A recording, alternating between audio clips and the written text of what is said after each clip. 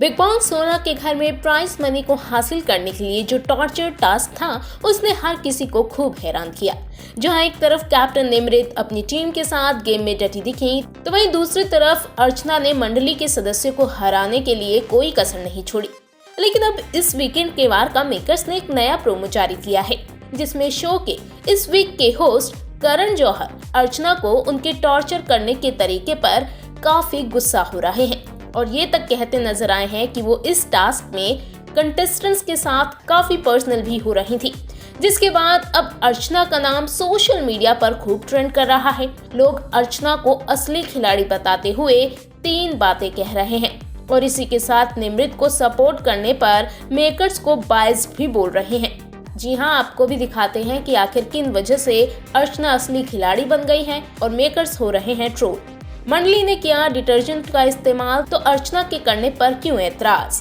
Big boss के घर में हुए इस टास्क को जब मंडली ने किया तो अर्चना ने हल्दी से लेकर डिटर्जेंट पाउडर का खूब इस्तेमाल किया।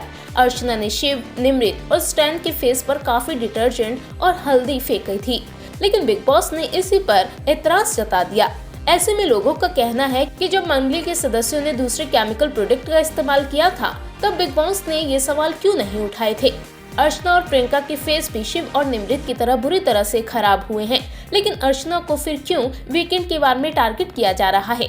एक शख्स ने ट्वीट करते हुए लिखा, this is really inhuman, see the face of Archana and rashes. Archana is still using turmeric which is a natural antiseptic, but Shiv, Stan and Nimrit mixing detergent in water and throwing on face by force. Also insecticide spray.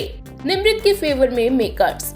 इस season में जनता ने कई बार big boss को निमृत के favour में जाते देखा है। कई बार लोगों ने सवाल भी उठाए। वहीं अब जिस तरह से वीकेंड के वार में शो के होस्ट करण ने निमृत और मंडली के फेवर में आकर अर्चना को लताड़ लगाई, उससे लोग काफी निराश दिखे हैं, जिससे निमृत नहीं बल्कि अर्चना लोगों के बीच में असली खिलाड़ी बनकर सामने आई है। लोग ये तक कह रहे हैं कि अगर अर्चना नहीं होती तो इस सीजन का क्या ही होता।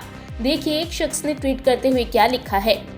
Promo, Karan Johar target Archana Gautam, this is height of biasness, makers of, watch this, I am done with the show, task clear Archana. Archana ने नहीं किया खाने को वेस्ट, फिर इतना क्यों बवाल।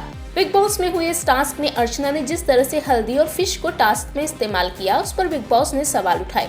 वहीं सुम्बुल और बाकी के घर वालों ने भी अर्चना को टारगेट किया कि उन्होंने खाने को बर्बाद किया है, लेकिन अर्चना बार बार कहती रही कि उन्होंने जो मछली इस्तेमाल की थी वो खराब थी और इसी वजह से उन्होंने टास्क में इसका इस्तेमाल किया था। हालांकि अर्चना ने बाद में माफी भी मांगी थी, लेकिन अब कुछ लोग ये तक कह रहे हैं कि अर्चना ने अगर खराब चीज का ही इस्तेमाल किया तो इस पे इतना बवाल क्यों मच रहा है सिर्फ एक टास्क के लिए।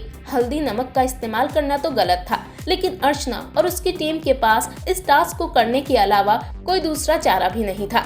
इसी पर एक शख्स ने कमेंट करते हुए लिखा है, Mandli was trying to degrade Archana for wasting food, but she clarified that the fish is rotten and no one was ready to eat that.